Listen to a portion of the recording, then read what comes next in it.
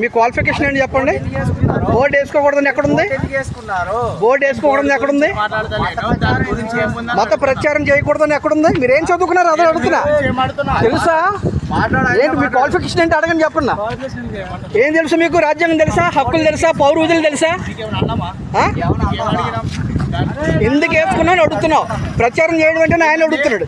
ఏం చదువుకున్నాను అడుగుతున్నా. చదువు సంఘం ఎవడు అడగడు. ప్రచారం చేయకూడదని ఎవడన్నాడు? చేసుకోవచ్చు, నువ్వు నీ బ్రతర చేసుకో, నేను నాకు చేసుకుంటా. అడగడానికి ఎవడు సరిపడు? రాజ్యాంగం ఇచ్చిన హక్కు అది. రావాలంటే నువ్వు పొలిషన్ కెళ్ళి కంప్లీట్ చేసుకో నీకు ఇష్టం ఉంటే. అర్థమైందా? ఆయన అడుగుతున్నాడు ప్రచారం ఎలా చేస్తున్నాడు అడుగుతున్నాడు. తప్పు కాదు అది. చదువు సంగతి లేనుండి అడిగే ప్రశ్న అది. అందుకే ఏం చదువుతున్నాడు అడుగుతున్నా. ఏందని అడిగితే చదువు సంధ్య లేదు కాబట్టి అడుగుతున్నారు. నిజంగా నువ్వు చదువు ఉన్నవాడు అయితే అడగవు నువ్వు. అర్థమైందా?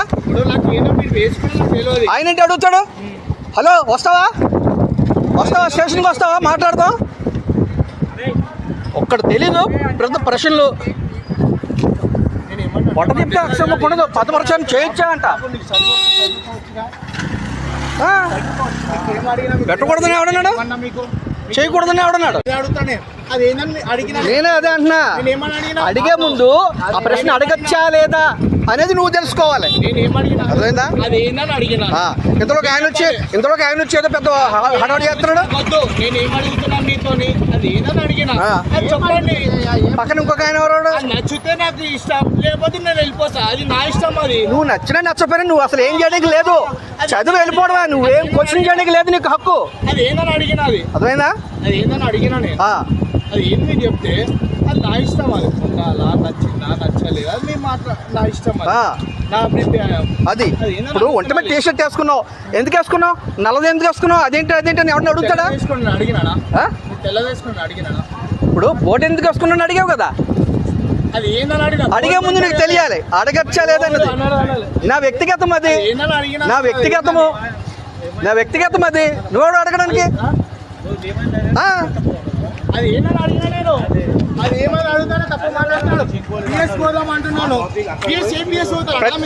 ఈ మధ్య ప్రతి ఒక్కడికి అదే ఎక్కువైపోయింది అంటున్నాను నేను. ఏపీఎస్ పోదాం చెప్పాలా?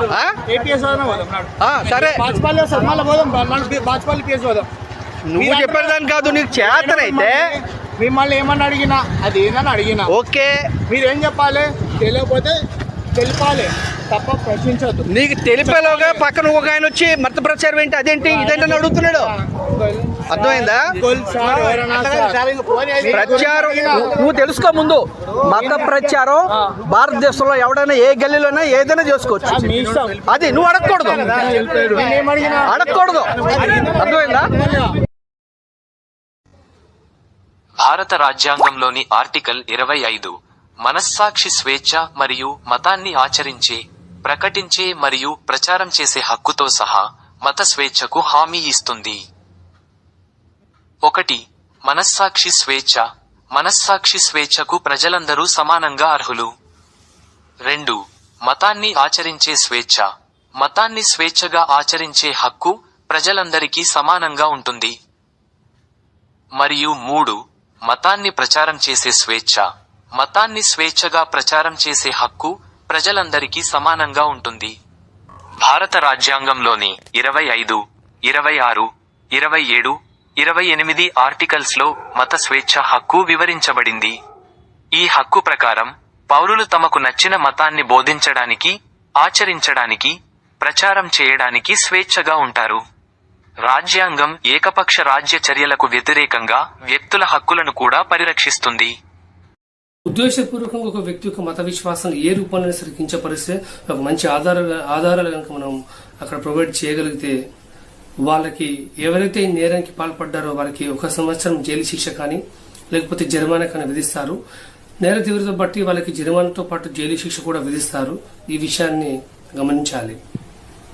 కాబట్టి ఎవరైనా సరే వారి మతాన్ని వారు గౌరవించుకోవాలి తప్ప మతంతో ఏ వ్యక్తి యొక్క మత విశ్వాసాలను గాయపరిచినా కూడా వారు శిక్షార్హులవుతారు మన చట్ట ప్రకారం విషయాన్ని మీరు గమనించాలి.